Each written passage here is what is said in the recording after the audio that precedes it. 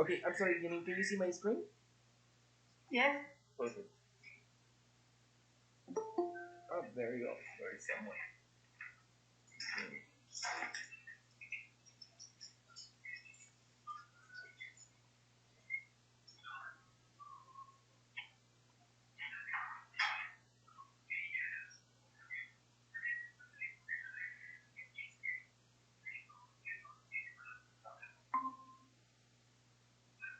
Hey, Tanya, good afternoon.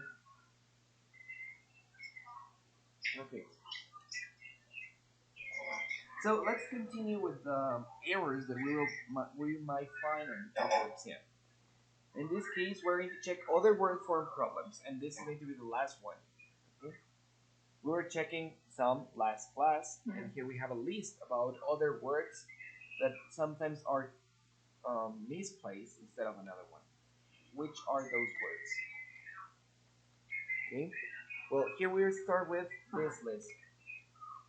These words might be no, not, must, and also almost, twice or double, earliest with soonest, percent with percentage, after, afterwards, ago and before, say and tell, ever or never, alive and live, around or round, age and old, near nearly, and some somewhat. Okay, these are some other words that we might find in the TOEFL that are going to be confused. Okay, one instead of the other one. We're going to check one by one pair. Okay, so let's start with no and not. To do this, I'm going to change a little bit the dynamic that we have been doing so far. Okay, just to explain this word. First, here I have the definition about when do we use no. Number one, no is used as an adjective, and it is used before nouns, okay, because it is an adjective. And it could be translated, it means not any. Okay? Now, not, it's used to make all the other words negative. Normally, we're going to use it with the auxiliary verb. Okay? So, as you can see here, we have four different examples. Okay? I want you to tell me which of these examples is incorrect. Okay? So, for example, I have here example number one.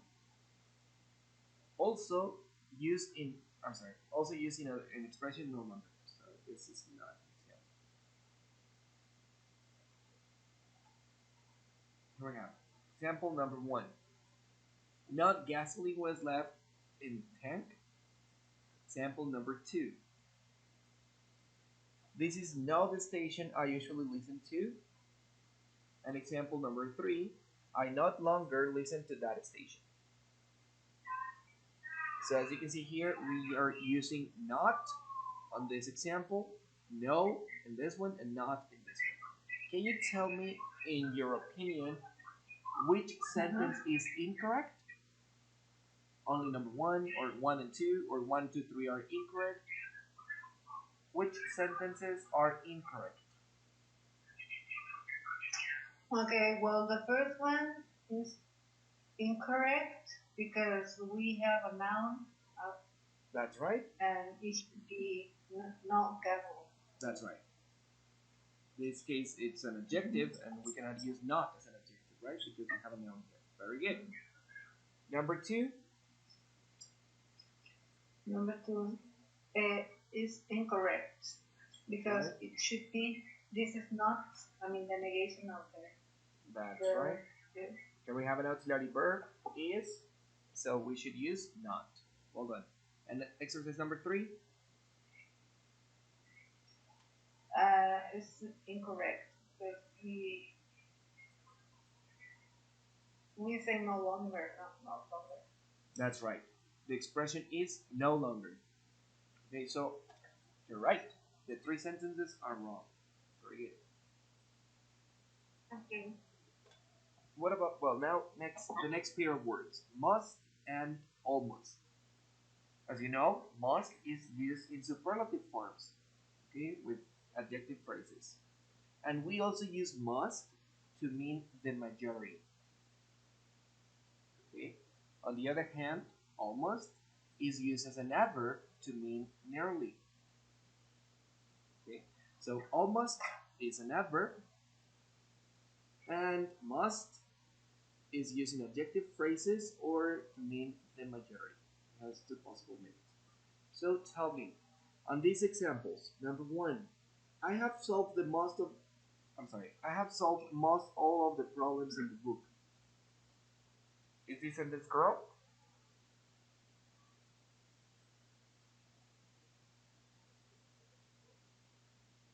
Correct. Yes. Uh, no. Sorry, incorrect. That's right. It is incorrect. Okay. We should say, well, when we use it as the majority, normally we say most of all, yes, and not must all. Okay. Yep, it's incorrect. What about example number two? This is the almost interesting chapter in the book. Uh, but Yes. sorry, before we continue, Yes. you said that when we want to express the majority of, we say most of, Yeah, not most all of. that's right. We should say must of. Okay, or we can also omit the word of. For example, most students, and it means the majority of the students. Ah, okay. Okay. Okay. If we say must all, it actually has no sense because of the two words. Like majority, must would be like the majority, and all means todo. So it would be like la mayoría de todo. It's not. The two words are like the same. They are synonyms.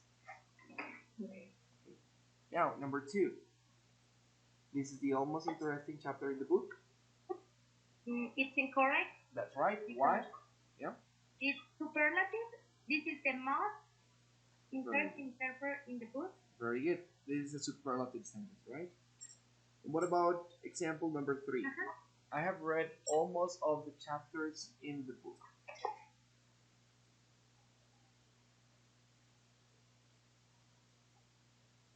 Most of.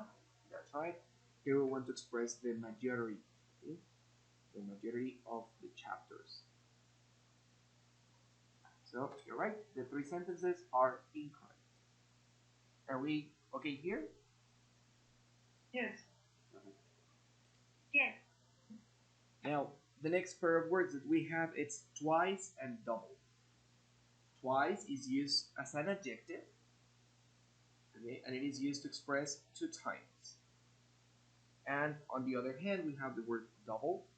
Double, it's also an adjective, okay, but it means make twice as large.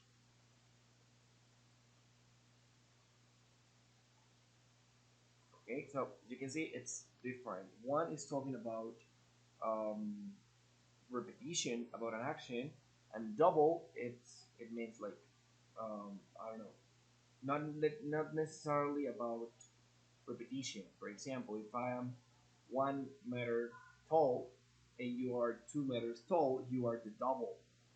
Okay, and we're not talking about repetition. We're saying that it's twice as large. You get it? Mm-hmm.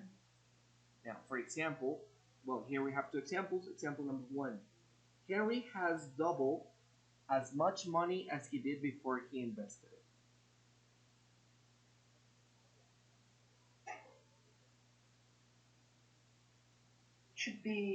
It should be twice. Okay, so this one is wrong. Okay, Has twice as much money as he did before he invested. very good. This one should be twice. Okay. And what about example number two? Henry doubled his money.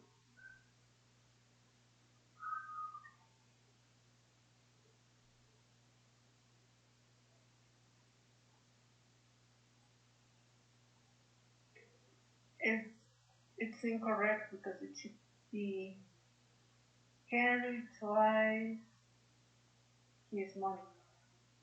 Yeah? Or not? No, it's not. Only number one is incorrect.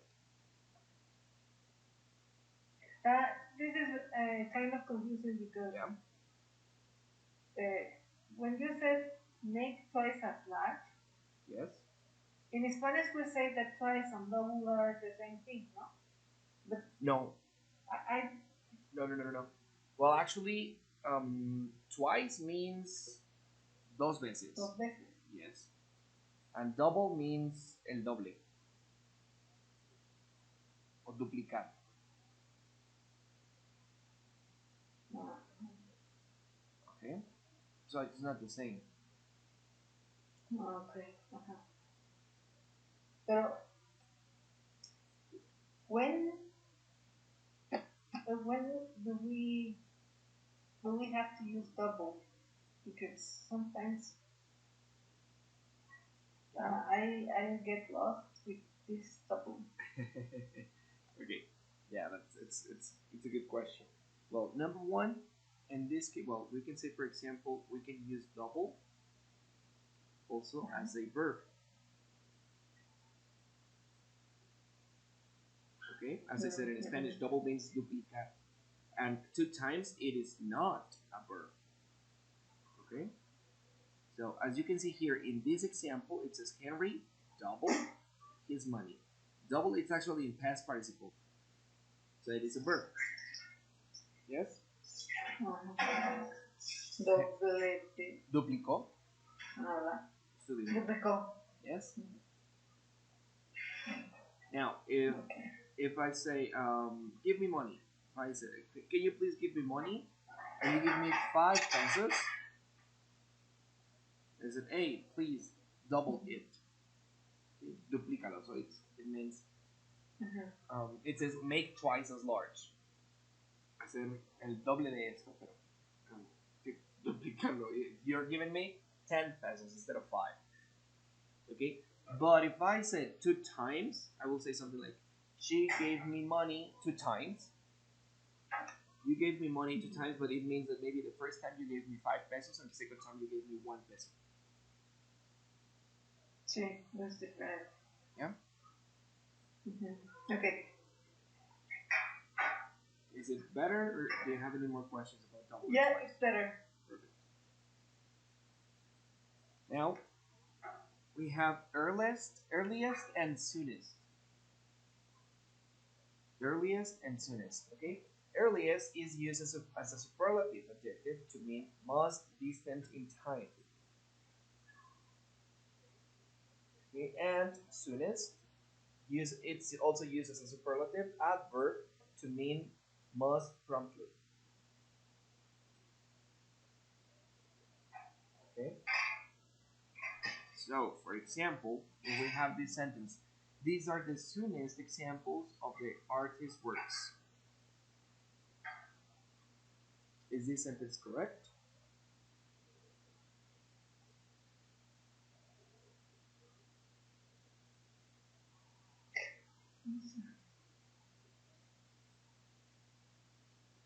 Incorrect. It's incorrect. That's right. Earliest. Yes, that's right. It is wrong. We should say these are the earliest examples of the artist's works. Okay. Can you give me an example using soonest?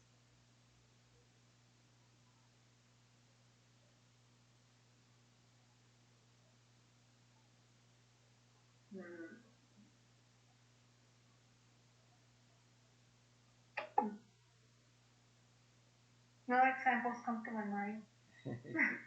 Okay. For example, I could say like do I don't know, deliver the homework as soon as you can. Okay. Okay. O sea, es tan pronto. Yes, that's right. Lo más pronto que puedas. The soonest you can. I'm sorry, not as soon as. The soonest you can. Okay. And earliest would be, for example, yeah, I think this is a good example.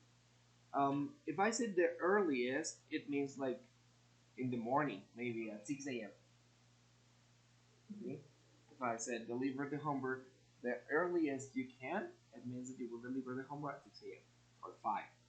But if I say soonest, I will say deliver the homework as soon as, maybe today at 8 p.m. Yes? Mm, Okay. Okay, there is. Oh, pues, yeah. ajá, o sea, sí y no. Ok. Dígame, ¿por qué no?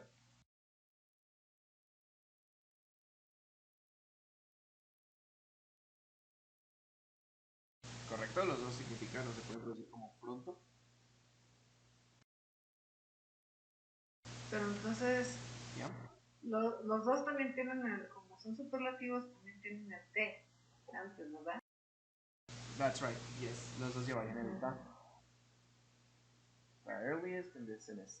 Y, entonces, earliest son los más, como lo más temprano, los primeros. Ajá. Y los otros tan pronto. Correcto. Sí, aquí por ejemplo, en earliest, si se fijan, dice most distant in time. Ok, este puede pasar más tiempo, pero es lo más cercano a lo que estamos Mm, ok, hablando. Ok. Questions? sí, Yes? no, Okay. for me no. Okay. No, hola. Perfect. Thank you. Now it says you will probably not see ever use it correctly in place of never. Okay, this is another like a tip or something extra. Okay, but we will check it anyways. But it's a note. You will probably not see ever used incorrectly in place of never. Okay. Okay. Dijimos que ever y never también es una palabra que puede utilizarse así, pero normalmente no lo van a encontrar erróneamente utilizado.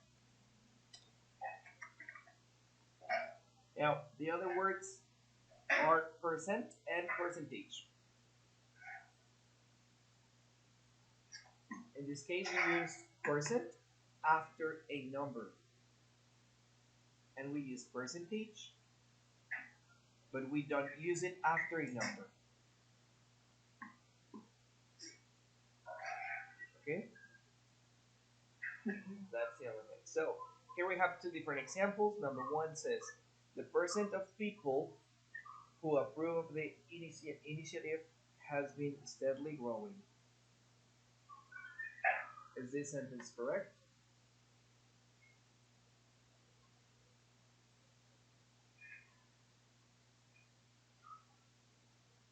Yes, is incorrect. It is incorrect. That's right. Because here we said that percent is after a number, and here we don't have a number. Okay? What about number two? 50% of the people voted in favor of the initiative. Incorrect. That's right. Both sentences are incorrect. Because here we have a number, 50, and then we have the word percentage. Okay? Basically, one is porcentaje and the other one is por ciento. So Porcentaje por ciento. that's right. Percent means por ciento. So actually it goes with a number. 50%, 30%, 40%. Yo no puedo decir 40%. ¿Okay? Y lo opuesto, percentage means porcentaje. And this one goes without a number. Like I said, el porcentaje de personas, that's something big, etc. Okay? Okay. Now, the next pair of words are after and afterwards. After is used as a preposition before a noun or as an adverb or adverb plus marker before a clause. And afterwards is used as an adverb that means after that.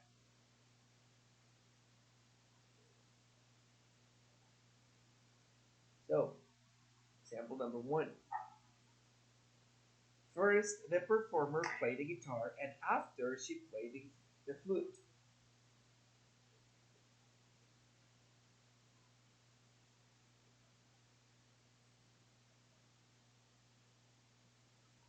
That's an example of after. No, it's an well, yes, it's an example, but I'm asking you if you think it is correct or not.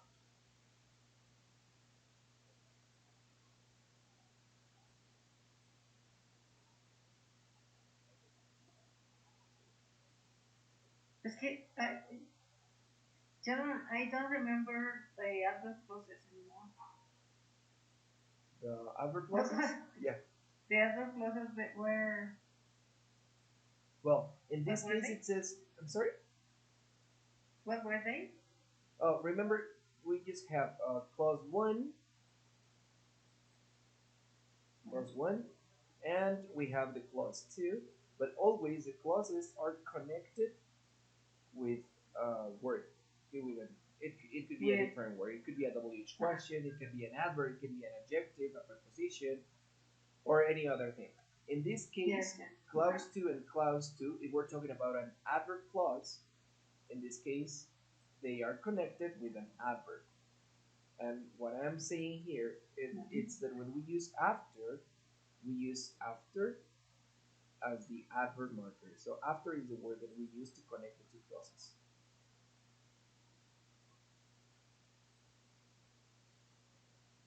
Yes?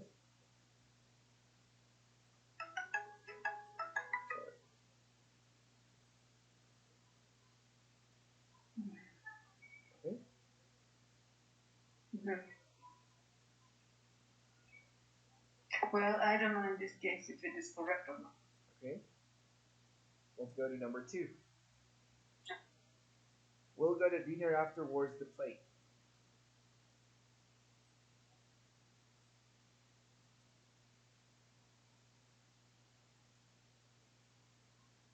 Incorrect after the play. Okay? And what about number 3?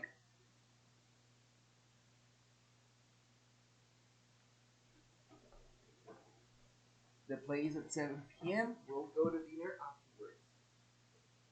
Correct. I think it's correct.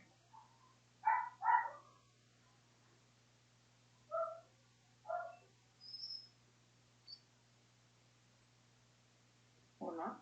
Okay? Let's see. 1 and 2 are wrong.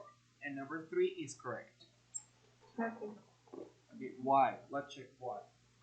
Mm-hmm. Okay, the first thing that is going to help you to know if it's right or not, I think, well, in my opinion, it's easier for me to identify this. It says after that. Okay, what is after that?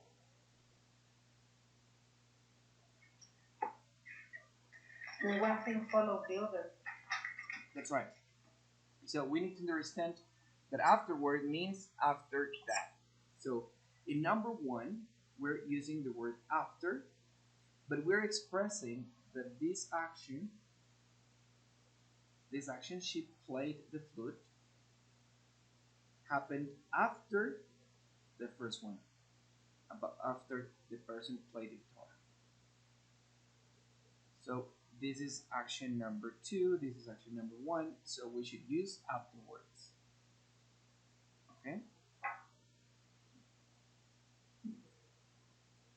Yes? Yes? Now, let's check Yes. number 2. It says we'll go to dinner afterwards the play. And as you can see here, we have afterwards, and we cannot say after that. Okay, I can't find my mouse. Here it is. Afterwards, and here we have the play. What is action number 1?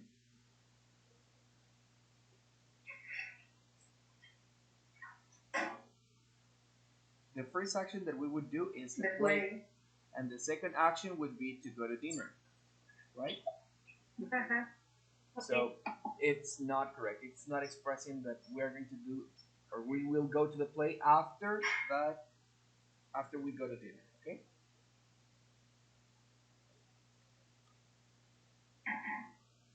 Yes. And number 3. What? Yeah. Sorry. No. It's okay. I'm good now.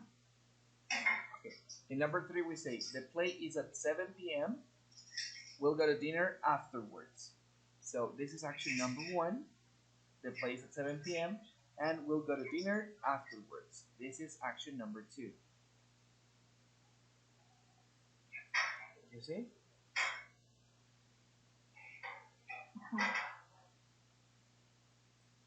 Yes. Is it Okay. better? And is there an example with after? With after. Well, yeah. Let me add another one.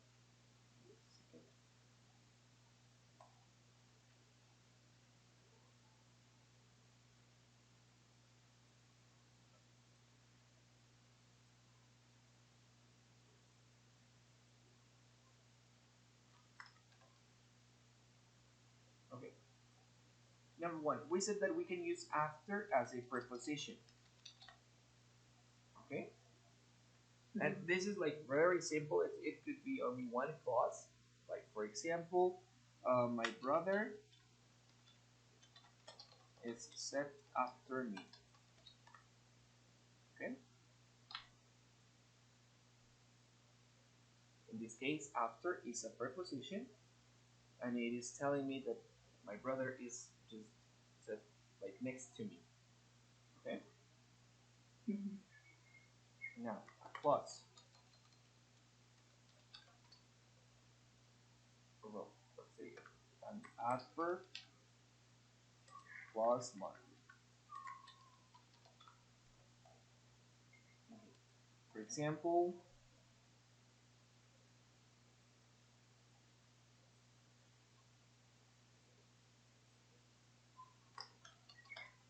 after she visits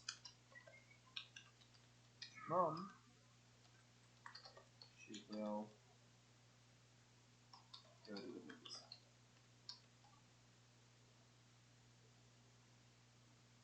Okay, after she visits my mom, she will go to the movies. Or remember that we can switch the sentence and it will be exactly the same. Like, she will go to the movies after she visits my mom. Okay, and it says,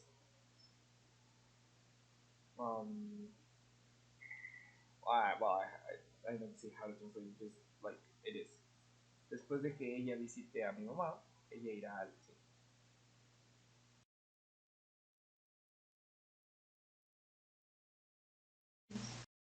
Ella irá al cine.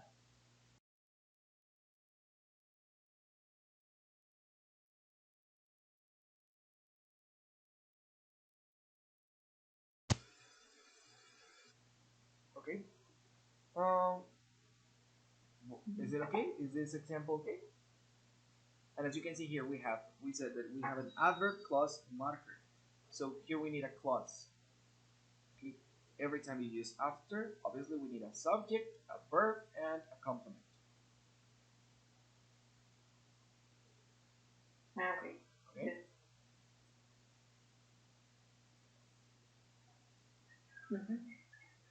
Yes. Question here? Yes.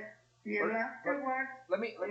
Yes. I am going to write the same example, but using afterwards. Okay. I'm just going to like. Okay.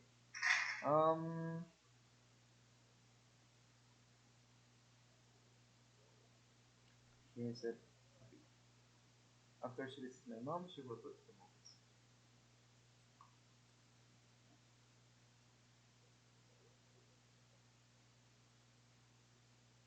Mm,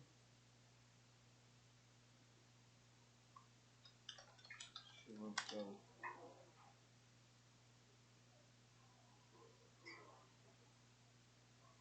to the movies.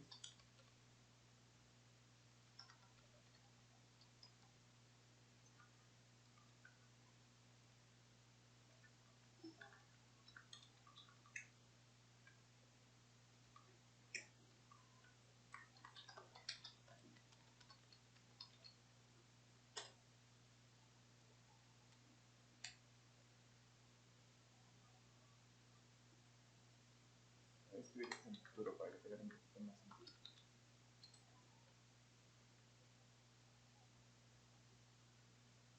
Okay. It says, she will visit my mom and she will go to the movies afterwards.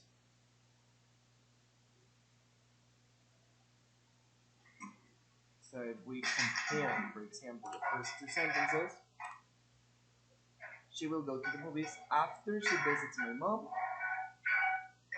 Ella irá al cine después de que ella visite a mi mamá. And it says, ella visitará a mi mamá y ella irá al cine después de eso.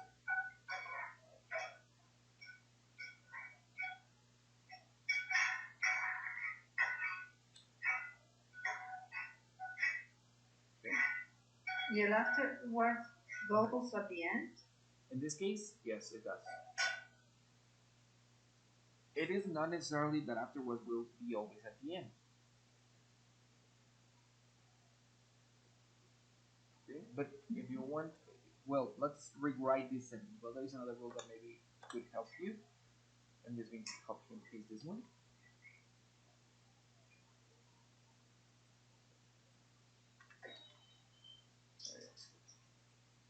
Just move it a little bit.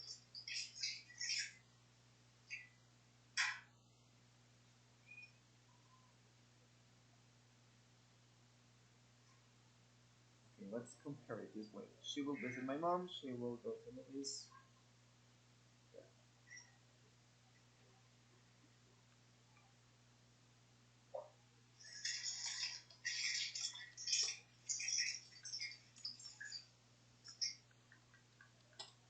There you go. What will be the difference here? For example, let's compare the first sentence, she will go to the movies after she visits my mom, with the second example. She will visit my mom after she will go to the movies.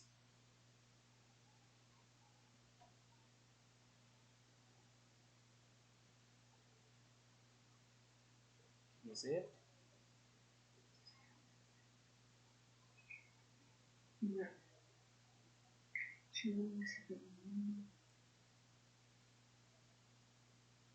Okay.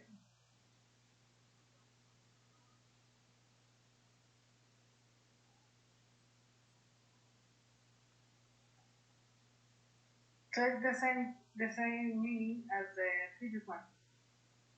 The meaning is the same, but as you can see, it's actually organized in a different way. En estos yo les estuve poniendo el numerito 1 y el número 2 para explicar qué acción se hace primero y qué acción se hace después. Quiero que aquí entiendan que, por ejemplo, si yo utilizo after, ¿ok? Es como traducir como después de qué. ¿Okay? She will go to the movies, después de que ella irá al cine, después de que ella visite a mi mamá. Y en la segunda oración, utilizando afterwards, afterwards se traduce como después de eso. Ella visitará a mi mamá, y después de eso, ella irá al cine.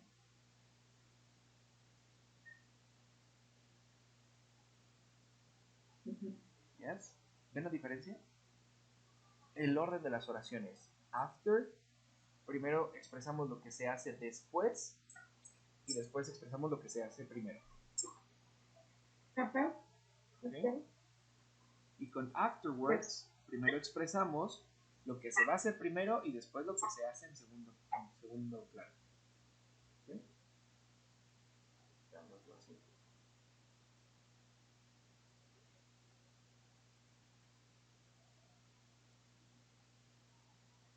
Cuando tengamos la palabra after, la primera acción que se hace es she visits my mom. Y la segunda acción es she will go to the movies. Cuando tenemos la palabra afterwards, la primera acción que se hace es she will visit my mom. Y la segunda acción está después de afterwards. ¿Ven el orden de los números? ¿Qué acción se expresa primero y qué acción se expresa después? Sí, sí. Entonces, tienen un significado diferente.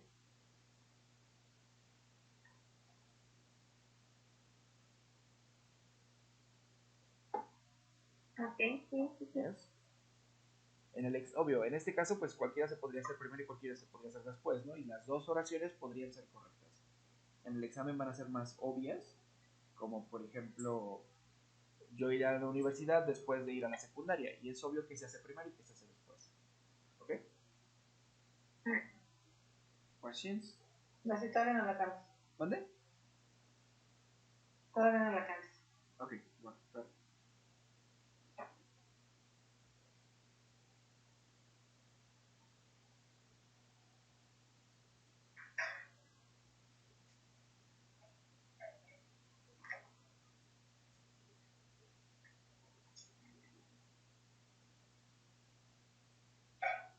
Yeah, thank you. Perfect. Okay, the next pair of words are ago and before. Ago and before, okay? When do we use one or the other? Ago is used to talk about a time earlier than the present. Okay, time earlier. And before is used to talk about a time earlier than some other point in time. Okay, so let's imagine here we have a timeline. And this is the present. So if I am referring to this point, okay, I'm going to use ago. Mm-hmm. Just set the person that I just entered.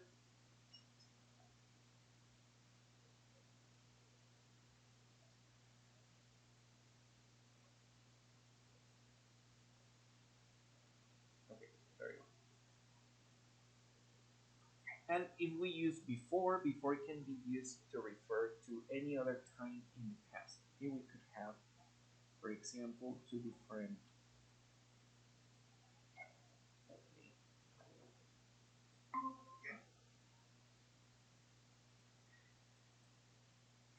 So here I could be talking about something that happened here, and if I am expressing about another action here, I am going to use the word before.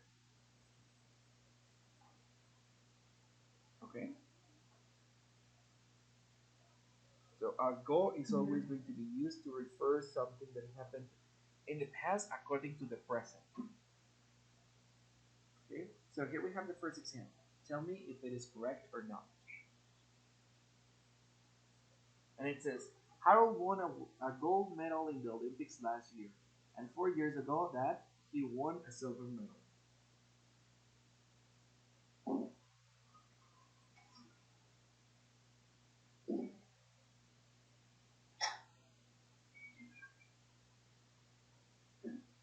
What do you think? Is incorrect. 4 years before that. That's right.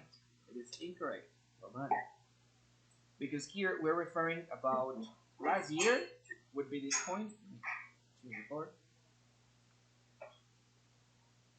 This point would be last year, right? And 4 years ago, that, so it means this is like 1, 2, 3, 4 years ago. Okay, it could not be correct because we are not referring to the present. We are referring to last year. So we have to use the word before. Okay? More. Questions? Yeah. Perfect. I think it's clear. That's good. Now let's check the differences between tell and say. Okay, we use, this is like very simple with this rule. We use always tell with an object. Okay?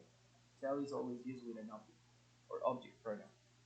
And it is also used in certain set expressions like tell a story, tell the truth, or tell a secret.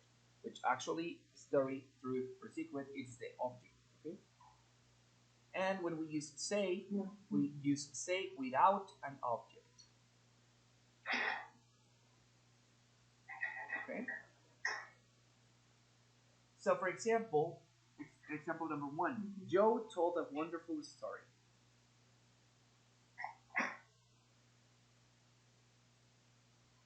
Is it correct? Yes. Yes? Okay. Well. Yeah. It is also, I mean, it's obligatory that tell is always with an object. Yes, yes, it's mandatory. Tell is always going to be with an object. But here it is correct. A Okay. wonderful story is the object of the sentence. So it is correct. Yes? Mm-hmm.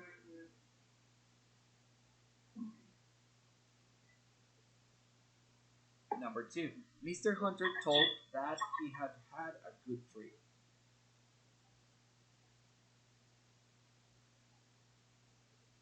And it's incorrect.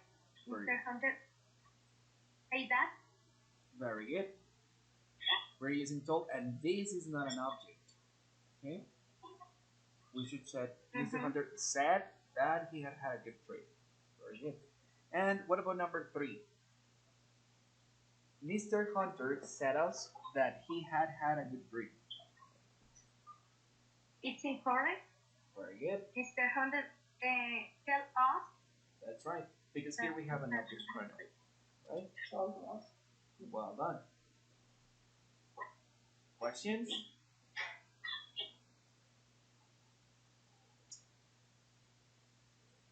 Questions between tell and say? No. No? Perfect. Okay, now about ever and never. Ya puse cuál es la que está mal. Sorry. Okay, we use ever to mean at any time.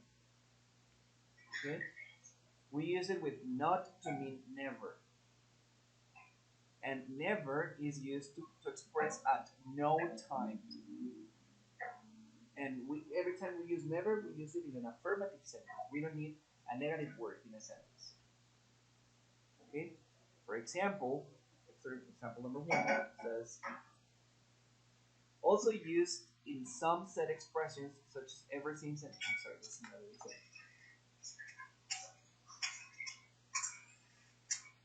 Ever is also used in some set of expressions such as ever since and hardly ever. These are expressions, okay, and they will always be this way. Ever since and hardly ever.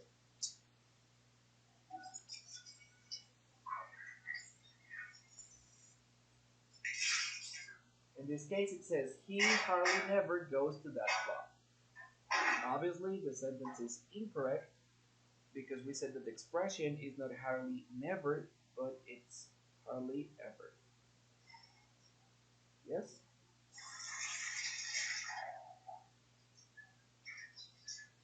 Yeah, what does ever since stand for? Desde entonces. Ever since could be translated as desde entonces. For Ever example, since? yes. Like ever since I was a kid, I have played the guitar. O desde que yo era un niño, he jugado he tocado la guitarra. Okay?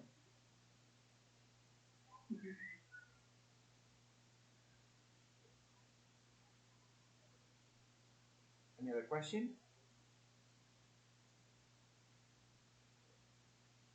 No. Okay. Now the next pair of words are alive and live. What's going on here? ¿Por qué no me pone yo los animales? Give me just a second.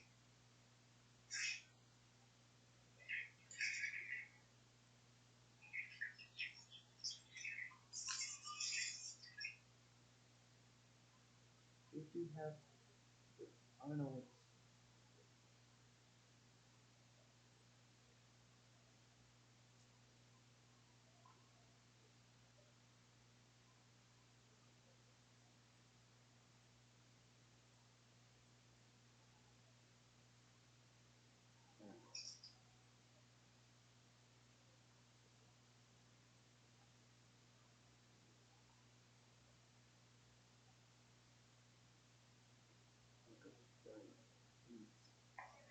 So, okay. So, well, you already know the answers here. But they are simple. Alive is always used after a verb. Okay, and live is actually before a noun.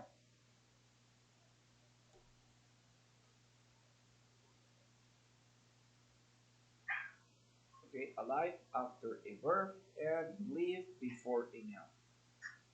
So here we have two sentences. Number one, Sue likes to have a live plant in her apartment.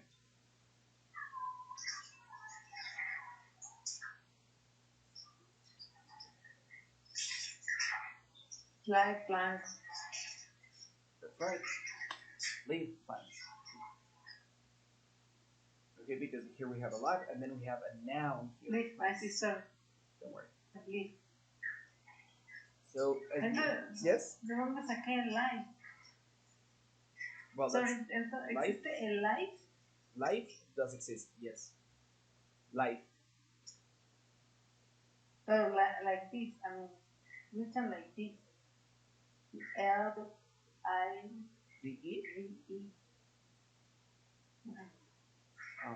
No, this is. ¿Por qué se pronuncia diferente? This one, yeah, it is different. Alive.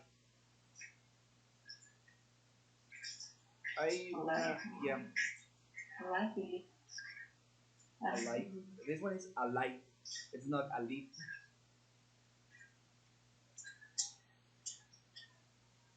As long as I know this one, it's. Well, there is a rule called the magic E. I don't know if you know it.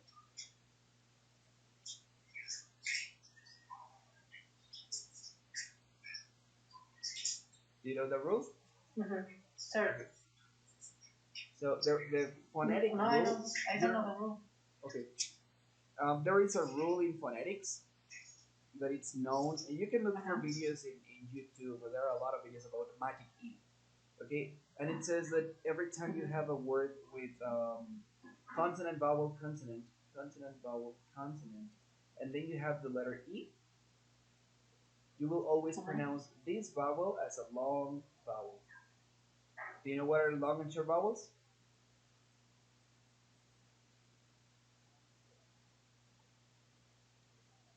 Do you? No. Okay, bueno.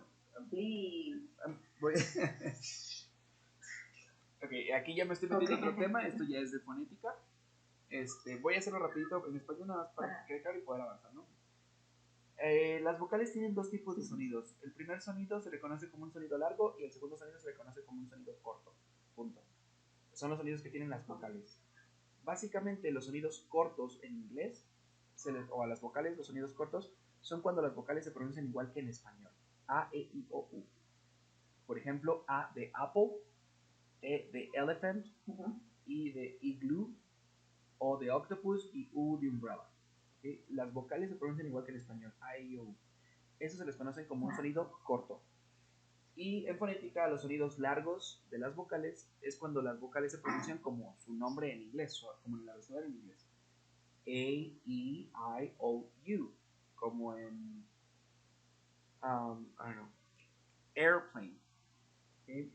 Teacher, ice cream, go, and university. ¿Okay? Entonces, las vocales tienen dos sonidos, sonidos cortos y sonidos largos. Hay una regla que se le conoce como magic E, y es que cuando tengan una palabra que tenga consonante, vocal, consonante, y ponemos una E al final, va a hacer que la vocal que está entre las dos consonantes se pronuncie siempre con un sonido largo. ¿Sí? Un ejemplo, digamos, tenemos los verbos make.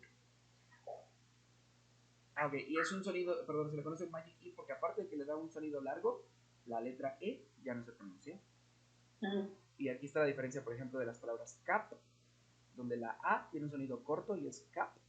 Y cuando digo cake, la E no se pronuncia, pero la A tiene un sonido largo. Cupcake. ¿Okay?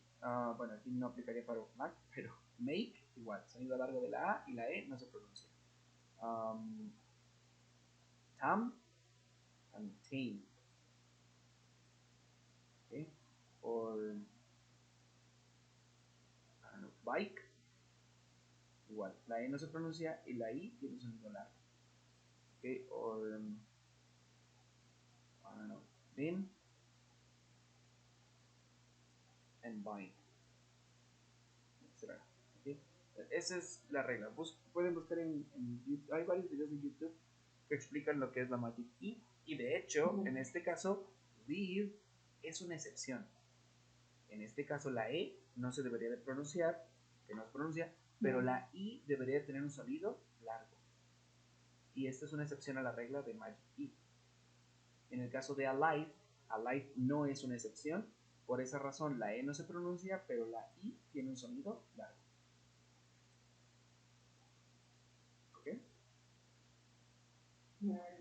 Ok. Me salí por completo del Gracias. tema, ¿no? Por nada. Pero espero les haya servido. No, está bien. Está bien. Okay, ¿alguien más? Any other question about alive and live? So, how do you pronounce live? Live. This one is live, and this one is life.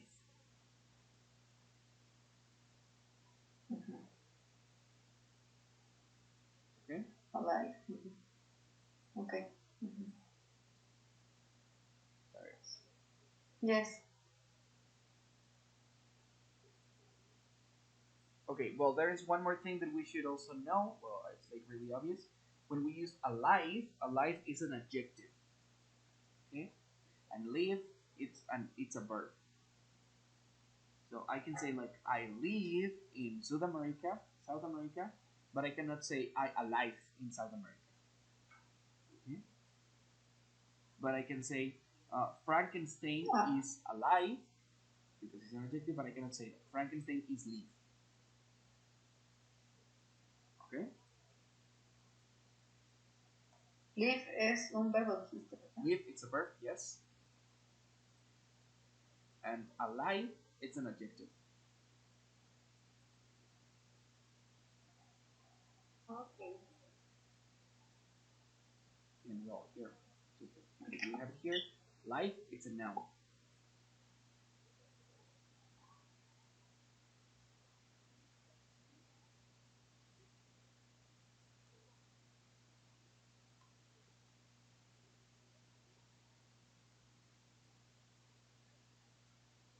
Girls, questions?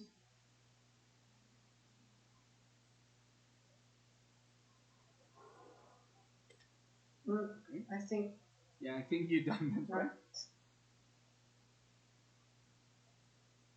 Okay, so the next pair of words that we have are around and round. Around and round.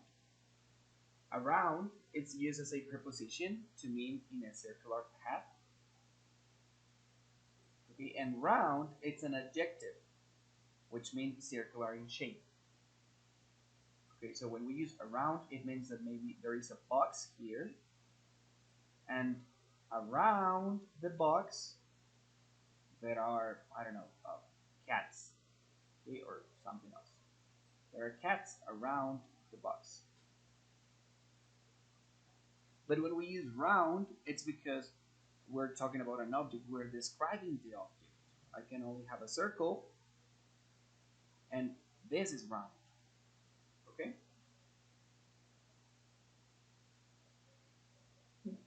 So the circle is round, and here I said the cats are around the box. Okay? Obviously, the cats are not round. So on this example, number one, the new office building will be a round glass tower.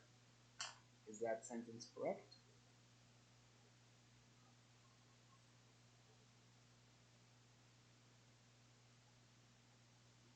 The new office.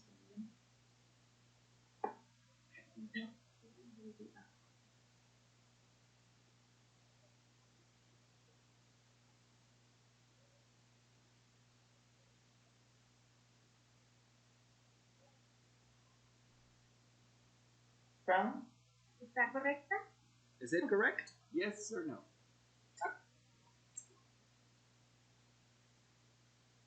It's correct. It is correct. It says the new office building will be a round glass tower.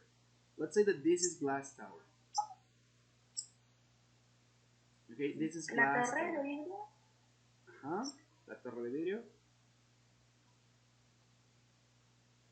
Okay, let's imagine that this is glass tower. Si la respuesta es around, si la respuesta es correcta, ¿dónde estaría the new office building?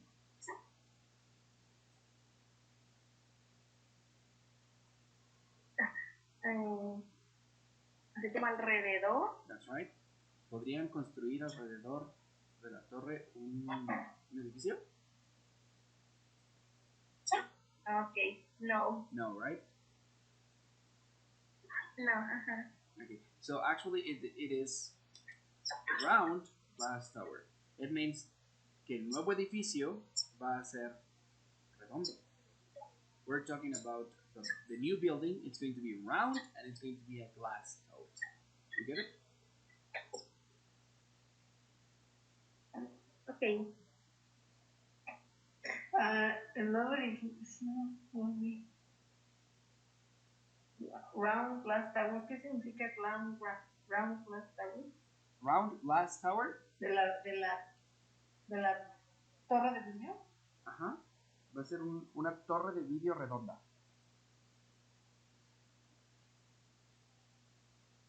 Ah, ya. El nuevo edificio de oficinas será una torre de vidrio redonda. Ah, ok. Sí, creí que así como que la nueva oficina estará alrededor de la... O sea, sí, exactamente. Sí. Entiendo la confusión. De hecho, ese es el tipo de ejemplos del TOEFL y es lo que nos van a hacer confundirnos. Pero si realmente prestamos atención, no se puede construir un edificio alrededor de otro edificio. Uno solo, no. A lo mejor puedo construir 5 edificios alrededor de uno. ¿Cierto? Ajá. Sí, ok, es cierto. Yes? Questions? No. Now, about H and O. We always use H as a noun, okay? And normally we use always this pattern. For example, at the age of 21. Okay? At the age, and then it's the noun. At the age of, no. And when we use old, we're going to use it as an adjective, okay? And we normally use this pattern. Like first the number and then the phrase years old. Okay? So, sorry, here where we have the answer. It says number 1, 21 years of age. Is this correct?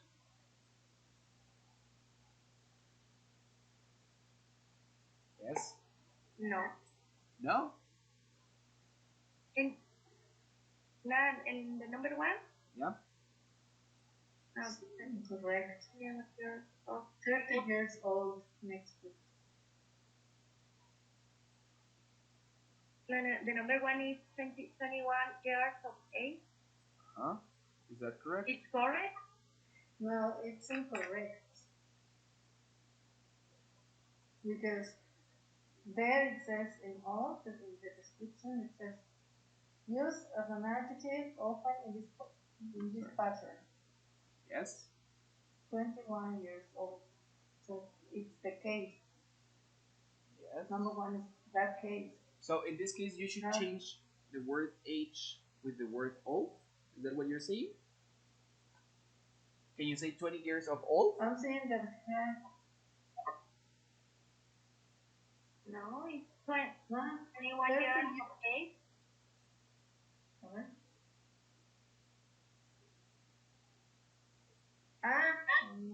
Huh? So according to me, Yes. Harriet will be 30 years old next week. Okay.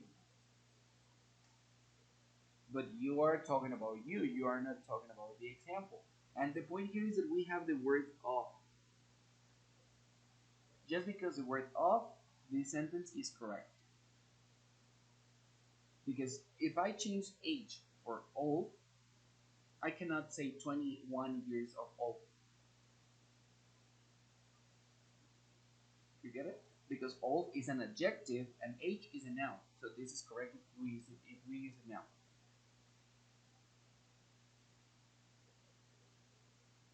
20 years of age. 21 años de edad. Sí. Sí, eso está bien. Yeah. Pero entonces, ¿cuándo lo usamos? What do you mean?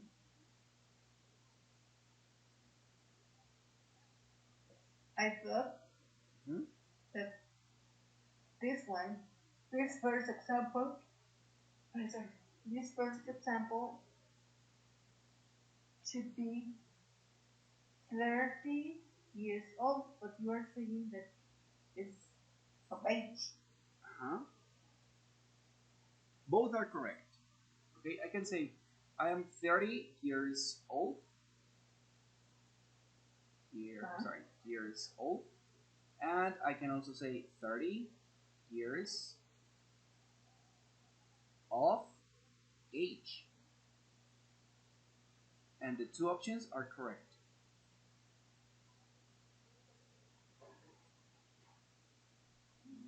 Okay. Yeah, but you cannot say, for example, 30 years age or 30 years of old.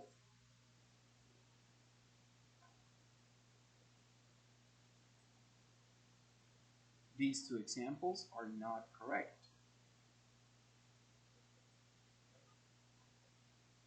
But you can say 30 years old or 30 years of age. That's right.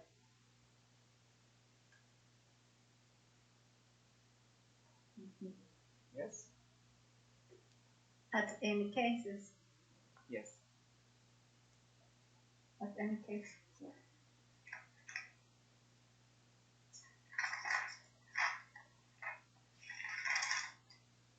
That's actually, here you have this example. Number 2. It says, Harry will be 30 years age next week. That's the example that I have been reading. 30 years age. Is that correct? Is it correct? No, it's incorrect. Incorrect because it misses the word of. Oh, that's right. Very good. Yeah, I just told you that this is not correct. 30 years age. Okay, and what about this one? Operators of motor vehicles. This is number 3. Operators of motor vehicles must be 30 years of old in this state. Correct. Correct. 30 years of age. That's right. Here it says 30 years of old, and I have just told you that this is not correct. Okay? This is not correct. Okay. Questions? No. No. Okay. What about near and nearly? In this case, near is used as an adjective, which means close to, and nearly is used as an adverb, which means almost. Okay, so for example, we have Lynn is looking for an apartment near the medical center. Is example number 1 correct?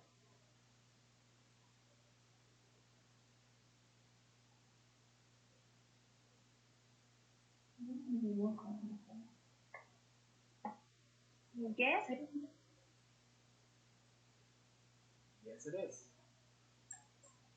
Okay, we said close to. It means close to. Cerca de. Near means cerca de. Near there isn't a preposition. I'm sorry? Yeah, near is also a preposition. I'm saying that near is a preposition. Yes, it is. And this one we say the 2-bedroom apartment she looked at cost nearly $1,000 a month.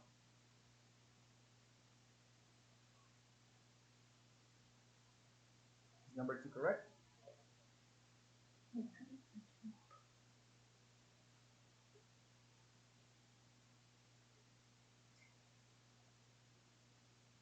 Yes. Yes, it is correct. Very good. the point here is that actually the two words can be translated as cerca. Okay, estoy buscando un apartamento, Lina está buscando un apartamento cerca del centro médico. Este sería el apartamento de 2 habitaciones que ella miró, cuesta cerca de $1,000 al mes. En español se traducen ambas igual, pero en esta hablamos de aproximadamente. ¿Okay? Y aquí no podemos utilizar la palabra aproximada. ¿Okay? Casi $1,000. Questions with near and nearly? No. No. Now, with the uses of some and somewhat.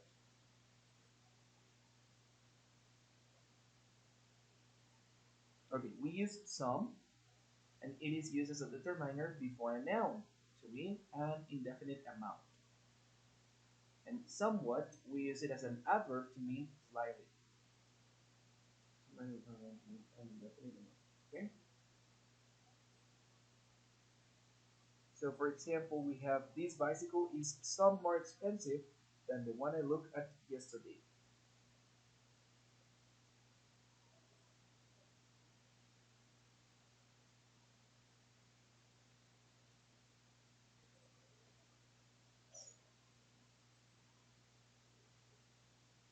Somewhat expensive. This is incorrect, obviously. Well, it says that it is wrong. And it should be the bicycle is somewhat more expensive than the one I looked at yesterday.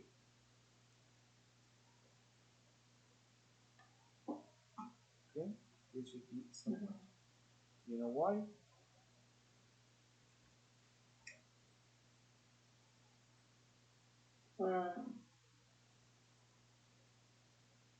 Yeah.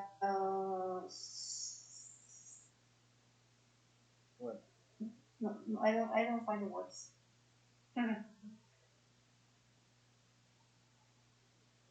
Because it's not talking about an indefinite amount. We're talking about expensive? Or what? A little bit, no? It's like a little bit.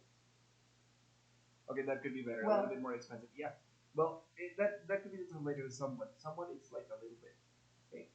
It's almost similar, but it's not. Okay. But here's the answer. Some it's always used before a noun. Like some kids, some students, some dogs. Okay, and here we are using some before a comparative form, more expensive than. And somewhat, as we said here, it's an adverb. Okay, and remember that we said that adverbs can modify adjectives too. Okay, so somewhat can be used with an adjective, and it could also be used before a verb. Okay, because it's modifying the verb also. Okay, or even a clause.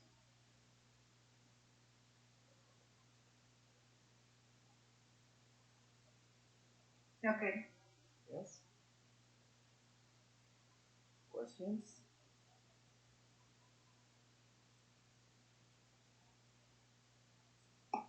No. Now, don't worry. Maybe there are a lot of words that we have been checking.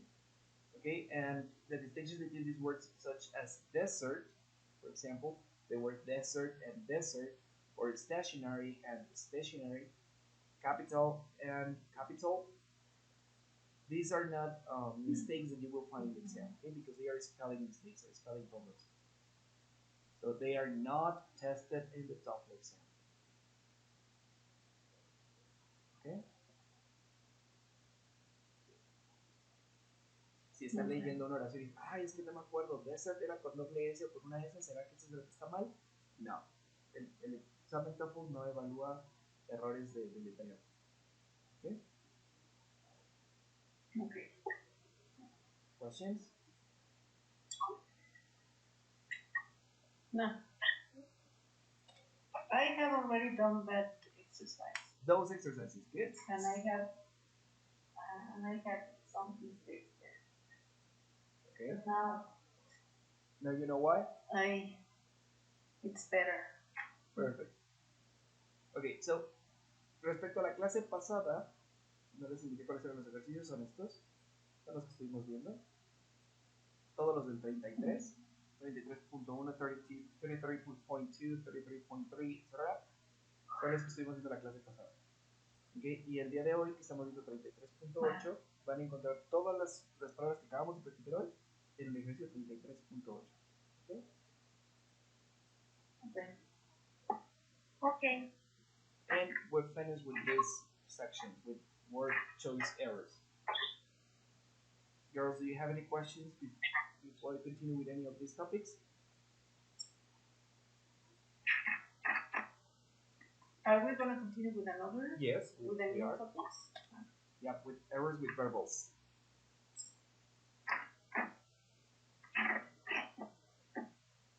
No, for me, I think it's so far so.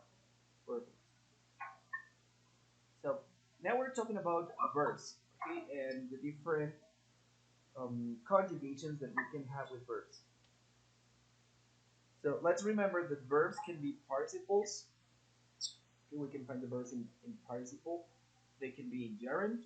They can be infinitives. And they can be the purpose of, well, in this case, the purpose of this lesson is to identify when we're going to use one or the other. Okay?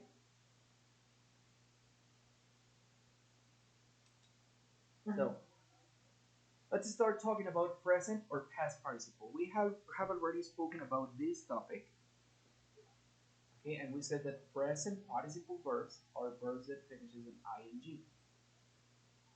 Remember? They can also be used as adjectives sometimes. Yeah. And past participle, well, it depends on the past participle of the verb. They can be with ed or they can be a completely different word.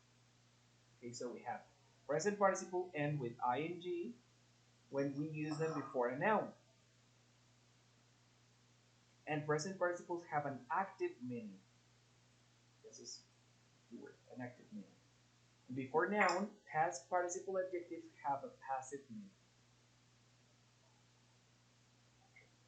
Okay, so for example, what is the difference between saying interested and interesting? Or bored and boring, or broken and breaking? What's the difference between these two pair of words? The ending is different when you are talking about a person. ing when you are talking about things. No, not exactly. No, both can be used with people. No? No. Yeah, for example, I can say I am But interested, you're not saying, or I am but interested. you're not saying, yeah, but you say I'm bored. I'm bored. No, I'm boring. Yes, Well, I'm I can boring also say I'm with boring. another meaning. I can say both. One is an adjective and the other one is a verb. No, in this case, both would be an adjective.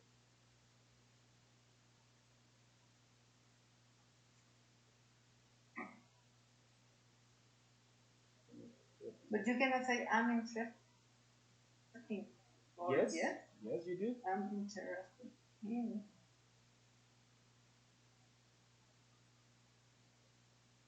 Okay, so I don't know.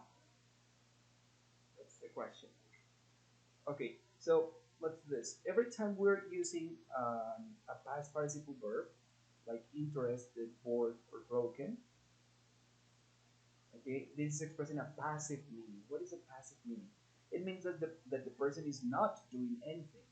That other actions, other people is causing you something. And when we use ing, it expresses that you are causing that action, that you are affecting other people with the action you're doing. Okay, you're doing. This is an active meaning. Okay, so, in other words, to be in, let's use that example. I am interested. I'm just going to write it. Okay. Okay, or I am interesting. What is the difference? If you are interested, it can be translated as yo soy interesado. Yo soy interesado. And in this case, it is expressing that other things, maybe money, maybe friendship, love, career, something, it's making me feel interested. Okay? I am interested in the movie. ¿Qué está causando que yo me sienta interesado? The movie. Yo no hago nada. La película me causa ese sentimiento. Causa que yo esté interesado. ¿Me explico? Pero es pasivo. Yo no hago nada y algo más me afecta. Ya sea el dinero, la película o algo más me está afectando para yo sentirme interesado por eso. Cuando yo digo interesting es porque yo causo eso en los demás. Y aquí diríamos como yo soy interesante. Yo causo que los demás se sientan interesados en mí. Por lo que yo hago, por la manera de hablar, porque soy muy, no sé, tengo muchos secretos o algo así, hace que la gente se siente interesada. Yo estoy causando eso en los demás. ¿Ok? Entonces, interesting, es el mismo verbo, interest, con ed expresa que los demás hacen que yo me sienta así, y con ing expresa que yo hago que los demás se sientan así. Mismo caso con bored and boring. Bored quiere decir que algo más hizo que yo me sintiera aburrido. ¿Okay? El decir, por ejemplo, la clase, ¿no? Ahorita la clase, si yo estoy hable y nadie me entiende, ustedes están aburridas. Ustedes no hacen nada, pero yo estoy causando que ustedes estén aburridas. Entonces dirían, I am bored. Sin embargo, en el mismo ejemplo, el aburrido soy yo. Yo no estoy aburrido, yo estoy bien emocionado, hable del tema. Pero yo estoy causando que los demás se aburran. Por lo tanto, I am bored. Cuando yo causo que los demás sientan eso, utilizamos ing. Cuando alguien más me causa eso, utilizamos ed. O pasado participio. ¿Okay? Igual con broken and breaking. No se me ocurre un ejemplo con breaking, pero si yo digo the broken cup, la taza rota. La taza no hizo nada para romperse. Alguien más hizo que la taza se rompiera. Le causó que se sintiera de esa manera, o que estuviera de esa manera. So the cup is broken. Pero utilizo breaking, expreso que esta persona se dedica a hacer eso. Este objeto se dedica a romper cosas. I am a heartbreaking. Soy un rompecorazones. Me dedico a romper corazones. No me dedico, no, pero eso hago. Entonces, expreso que yo hago que los demás se sientan así. I make other people feel or have a broken heart. ¿Ok? Okay. A eso me refiero con que expresan Pasiva y activo, exactamente. El activo está causando, pero los pasivos reciben. ¿Ok? Girls, questions? With the examples, Okay, be yeah. more better illustrated. Get it. So let's check this example. It was an exhausting 10-kilometer race, or the exhausted runners were too tired to move after the race.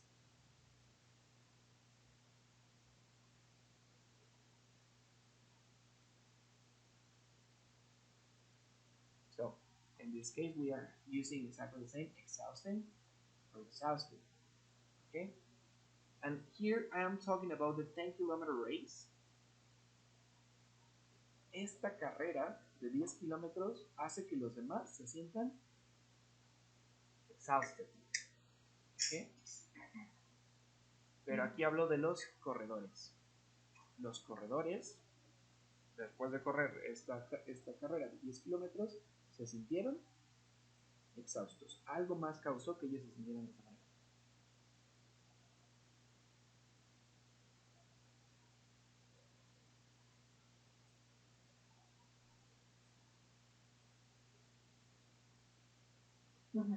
Yes? Do you want me to give you more examples?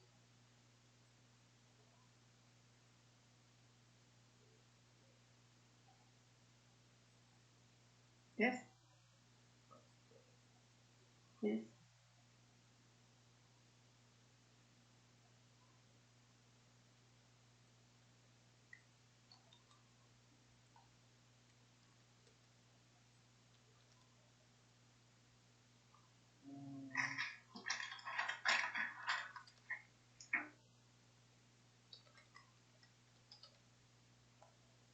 Ok. Entonces dijimos que cuando utilizamos ing es porque yo estoy afectando a alguien más. ¿Okay? Estoy causando algo en alguien más. O no necesariamente yo. Un objeto, una persona o cualquier otra cosa.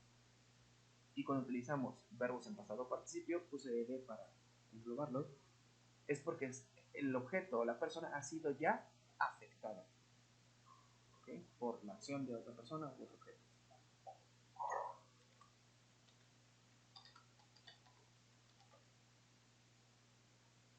Hardening the kid. Sorry, this one goes.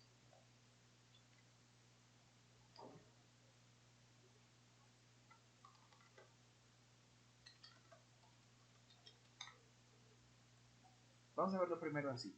Igual estoy utilizando otros tiempos y demás, pero para hacer más obvio el ejemplo.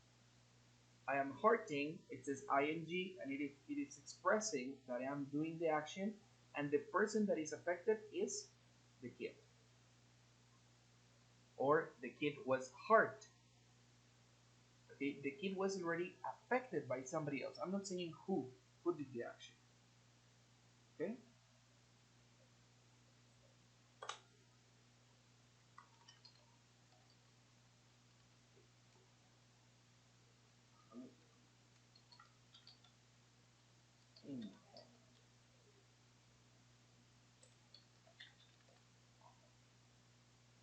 Now let's go with this example.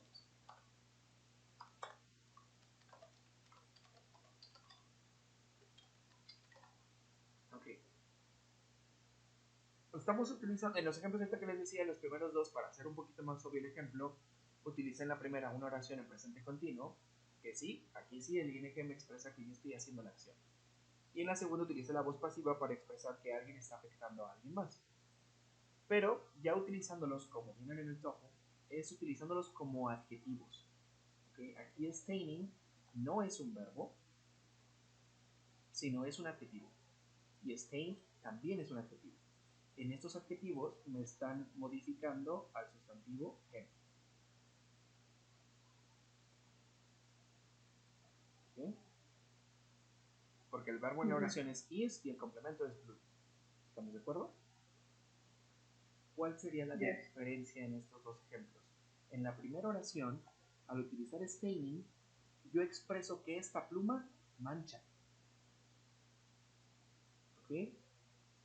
Si me dice, ¿me prestas una pluma? Ah, sí, pero the staining pen is blue. ¿Okay? Pero agarra todas menos el azul, porque el azul mancha. ¿Ok? En este caso yo expreso que esta pluma hace esto. Que esta pluma mancha cuando la utilizo. Pero en este caso, esta pluma no mancha. Esta pluma está manchada. Probablemente se me cayó la tinta de la pluma roja y manchó la pluma azul.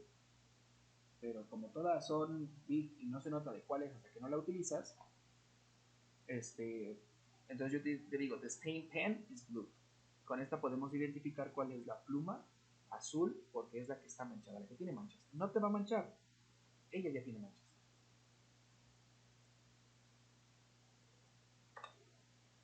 ¿Me explico? Sí. Questions or do you want any other example?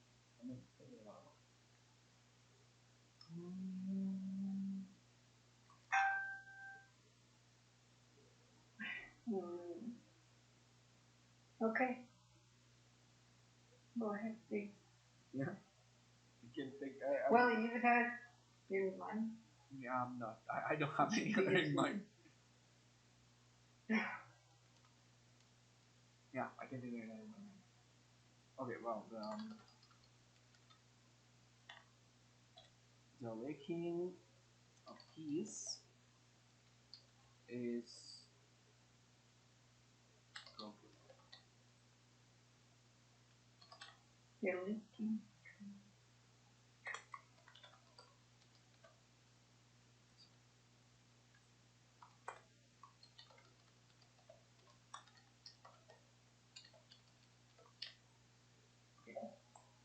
Digamos que estamos reparando un carro y quiero saber, pues, está tirando aceite, no se está tirando, ¿no?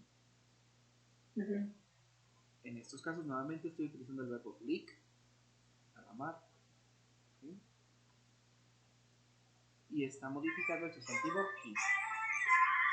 So, en la primera oración me expresa que la pieza que está derramando aceite está rota. Por eso está derramando. ya lo hace. Pero en la segunda oración expreso otra cosa, que la pieza que fue derramada, a la que le derramaron algo encima, está rota. Ah, ya, ajá, sí. ¿Okay? Porque alguien más le afectó, alguien más le derramó algo. Y en la primera oración del Licking Peace, esta pieza está derramando algo sobre las demás. ¿Ok?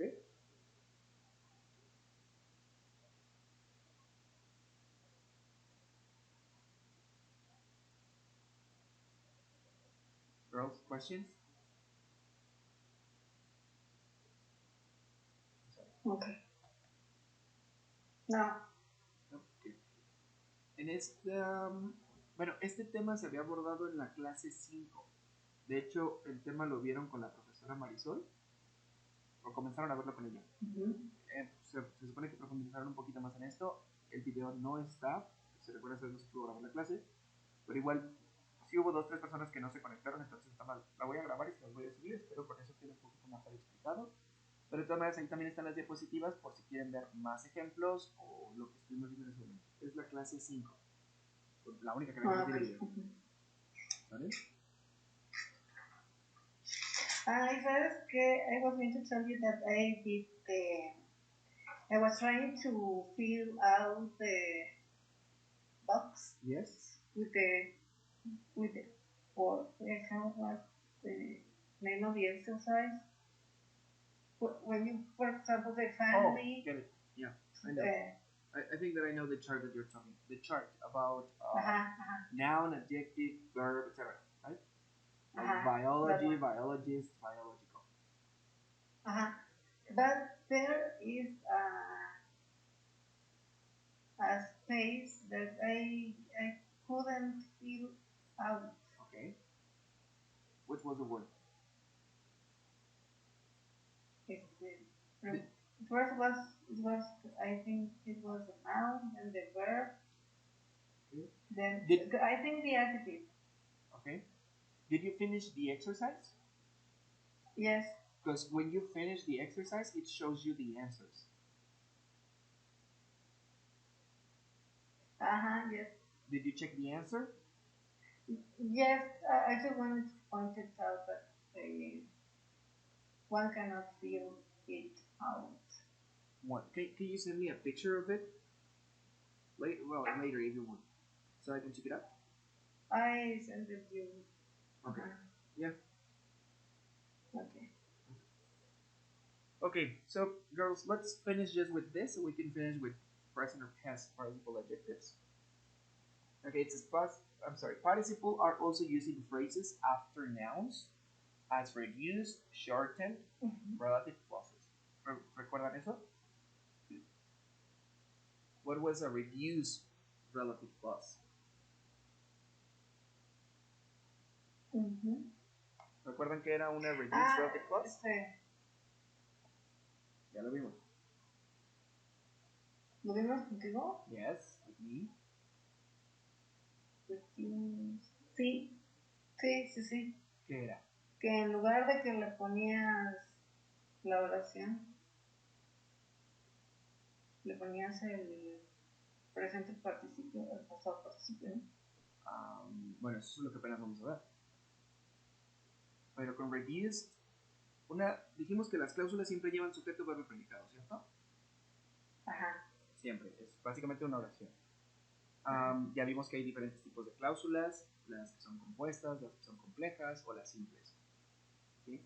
Entre ellas vimos que las cláusulas pueden ser reducidas, y con reducidas se refiere a que se puede omitir el sujeto de la segunda cláusula si el sujeto de la primera y la segunda son el mismo. ¿De acuerdo? Es el mismo. Correcto. Siempre que el sujeto de ambas cláusulas sea el mismo, se puede reducir la cláusula, hablando de relative clauses. Cuando utilizábamos una WH question, ¿okay? o that. En este caso, lo que quiero aclarar es de que también podemos hacer una cláusula reducida, es decir, podemos omitir el sujeto utilizando un verbo con ing o un verbo en pasado participio. Por ejemplo, then we have the man stealing the money was arrested. The man stealing the money was arrested.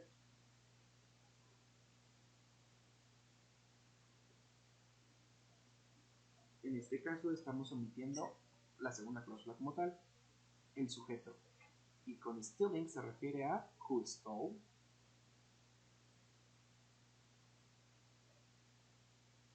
Eso ya no está muy claro. Okay.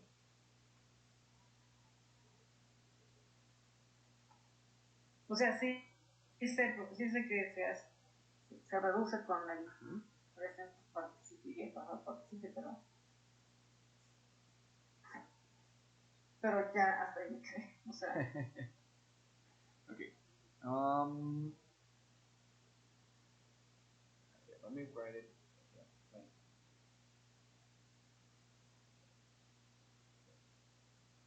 Example.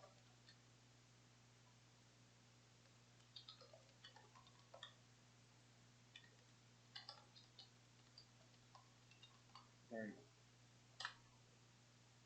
Aquí ya, no, en los ejemplos anteriores estaba reducida la cláusula.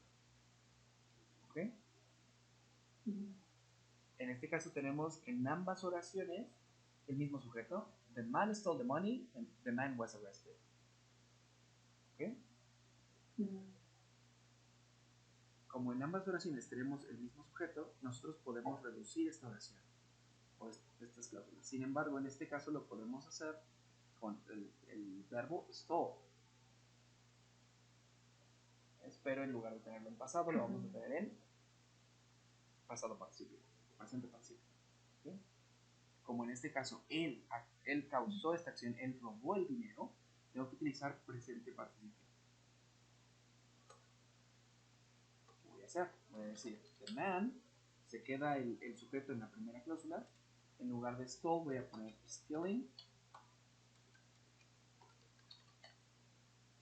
porque él causó la acción, money, coma, y voy a omitir el sujeto de la segunda cláusula. Entonces quitamos la coma y ponemos was arrested. Por eso quedaría como the man stealing the money was arrested. Ya. Y con stealing nos referimos a el hombre que robó o quien robó el dinero fue arrestado. ¿Okay? Que robó. Ajá. Ahora, el segundo ejemplo decía the money stolen from the bank was recovered.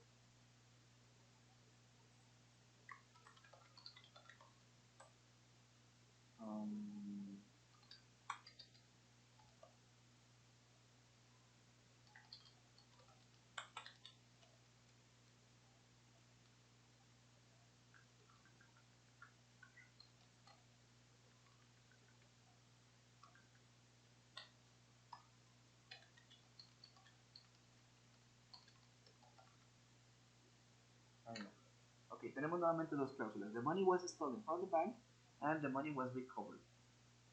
En este caso, el sujeto también es el mismo, the money and the money. Okay, y si se fijan, incluso ya tenemos el ejemplo en voz pasiva. Porque obviamente el dinero no se robó a sí mismo, no causó nada. Alguien más lo hizo. Por esa razón, en lugar de was stolen, vamos a utilizar el verbo en pasado participio, que solamente sería stolen. Y la oración quedaría como the money stolen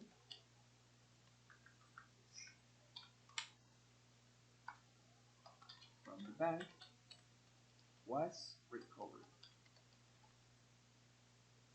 Esto se llama reduce, ¿qué? Reduce relative clauses. Cuando omitimos el sujeto de la segunda cláusula. Pero siempre que se omite, se tiene que omitir utilizando un upper marker. Okay, dijimos que las cláusulas siempre se conectan por medio de un marcador. Okay, hemos visto varios, ya sea las double pitch questions, vimos también que se pueden unir por medio de una preposición. Cuando se omite el sujeto de la segunda cláusula, o bueno, en realidad puede ser de la segunda o de la primera cláusula, ¿de acuerdo? Pero eso depende de cómo es escrita la oración. Lo que sí es de que el sujeto siempre se tiene que mencionar al principio, porque lo estoy omitiendo en la segunda oración.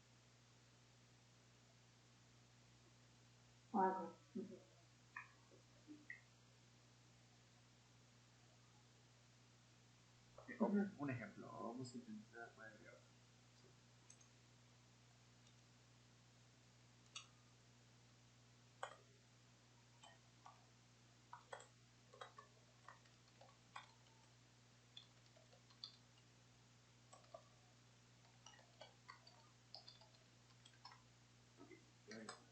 I take a shower after I work out. ¿Ok? En este caso, nuevamente, en ambas oraciones o en ambas cláusulas tengo el mismo sujeto. I. Puedo reducir esta oración de la siguiente manera. I take a shower after. Omitimos el I, pero tenemos que agregarle ing al verbo. Y solamente diría I take a shower after working out. Porque yo causo esa acción, yo soy el que está haciendo ejercicio.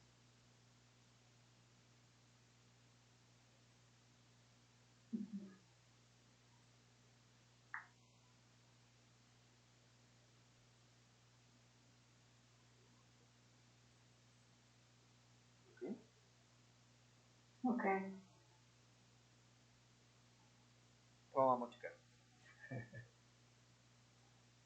Ok. Ay, ya. Ahí vamos. Muy bien. Vamos a hacer lo siguiente. Too much information. Yeah, I know. A lo que yo veo, vamos a acabar antes. Tenemos, bueno, se supone que son 14 clases. Según mis cuentas, creo que vamos muy bien, en realidad. Probablemente acabemos en la 13ª clase, así que podemos dejar la 14ª clase para repasar cualquiera de los temas que ustedes consideren que chequemos. ¿Sale? Igual yo les aviso. Ay, ¿y sabes? Sí, dime. Dígame. No, ¿sabes también que me causa mucho problema el reading?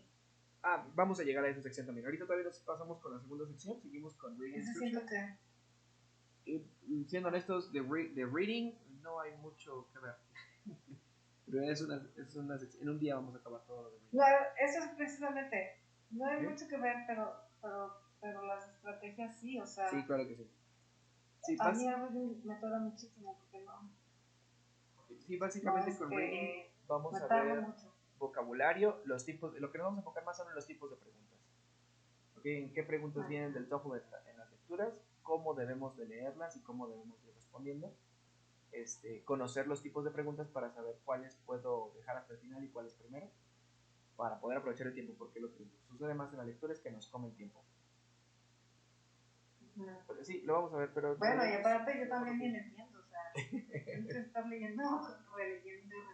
También, así como en estas que les di, por ejemplo, cuando iniciamos con esta parte, les di una lista de porcentajes, como que este es el tipo de preguntas más comunes, este es el tipo de palabras más comunes que van a encontrar en redes y demás. También en las lecturas.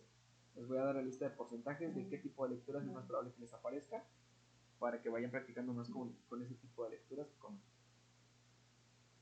Alright. Todavía nos falta un poco. Okay, girls, so let's finish here today.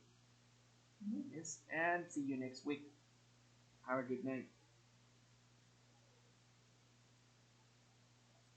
Very much and have a wonderful night. Thank you. Teacher. See you next week. You're welcome. Bye.